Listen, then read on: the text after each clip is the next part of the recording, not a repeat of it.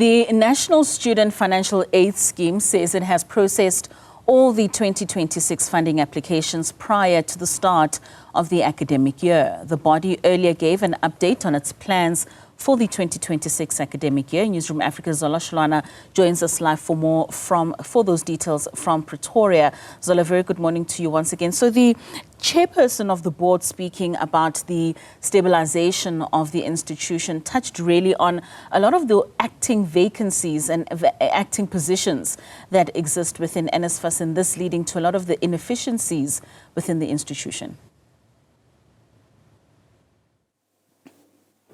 Well, yes, indeed, Katlaho, he highlighted that, essentially saying that as much as they can safely say that NSFAS currently is stabilized compared to how it was previously, they do have, vacancies that need to be occupied for it to be able, to be efficient as they want it to, happen.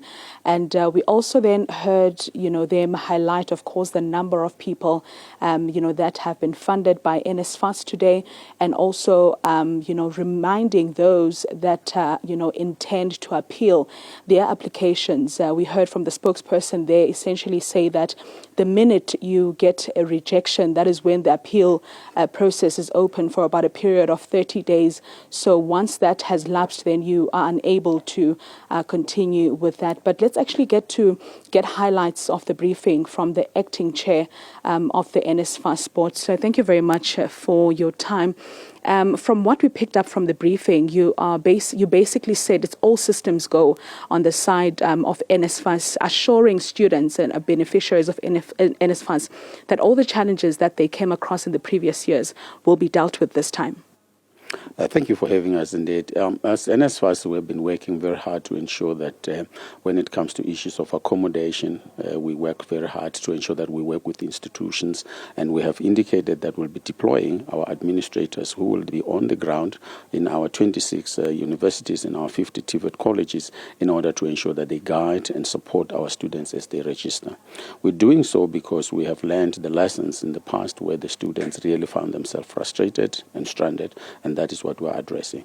Yes, problems are there, and we have learned to then address the issues of IT, and hence we were able to deal with the issues of applications and be able to close the applications without any problem. And therefore we are saying to the students and the institution, work with us. Where there are problems, please do not hesitate to contact our administrators so that they give you the support so that we do not find ourselves again repeating the same thing that has been happening in the past. Mm-hmm. Would you say that the challenges that were experienced by students in the previous years might have been contributed by the instability of the NSFAS board that was dismantled? Well, the problems are multifaceted around the issue of the students. You have a situation where you find that you have only maybe 12 students that are eligible. I'm just giving an example. But you have got 50 that you have got to be funding, and you don't know where that funding comes from. That's why we need that particular reconciliation between ourselves and the institution to say who have applied, who are admitted. Please give us that information so that we then verify, and then we are then able to pay the right people, the right amount that needs to be paid. The other challenge is obviously with the fact that there are third parties that would be paid and not, transfer the money to the beneficiaries, and that is one of the challenges that we are addressing, to say we have got to work as NSFAS to ensure that we are able to pay directly to the beneficiaries and then eliminate the third parties where possible and where we have the capacity. Mm-hmm. Seemingly, in many cases, when there are challenges with students, they put the blame entirely on NSFAS. And you have mentioned in the briefing that, there's a lot to consider. Sometimes it's institutions, sometimes it's third-party agents. How are you going to monitor, that chain to ensure that, students are not inconvenienced this year?